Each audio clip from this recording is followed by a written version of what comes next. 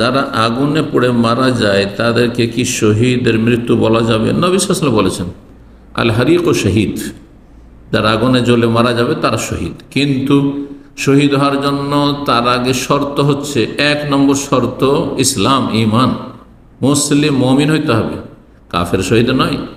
হ্যাঁ, সে জন্মসূত্রেই কাফের, অথবা মুসলিম সমাজের ঈমান ভঙ্গকারী কাফের, সাহের, জাদুকর, গণক, জ্যোতিষী আর আগুনে পুড়ে মারা গেছে, নাস্তিক আগুনে পুড়ে মারা গেছে, মুশরিক, মাজারে সেজদাকারী, আল্লাহ ছাড়া অন্যকে আহ্বান করে, আল্লাহ ছাড়া অন্য তাকে দিতে পারে, গোস কুতুব দুনিয়া ধরে আছে, এইসব শিরকি কুফরিতে বিশ্বাস, আর আগুনে জ্বলে মারা গেছে। বেনামাজি, একেবারে নামাজ পড়ে না, হ্যাঁ, বড় কুফরি, আর আগুনে জ্বলে মারা গেছে, শহীদ না? শহীদ নাই, এরা শহীদ নাই।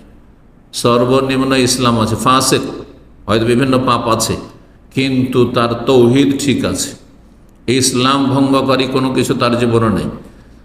তাহলে আল্লাহ না করে কোনো মুসলিম ব্যক্তি যদি ফাসেকও হয় আর আগুনে জ্বলে মারা যায়, ডুবে মারা যায়, কোনো কিছুতে চাপা পড়ে বা ধাক্কা খেয়ে মারা যায়, অ্যাক্সিডেন্টে মারা যায়, ইত্যাদি ইত্যাদি, এই ধরনের নবী সাল্লাল্লাহু আলাইহি ওয়াসাল্লাম 7 রকমের মানুষকে শহীদ বলেছেন, আল্লাহর রাস্তার শহীদ ছাড়া। জি।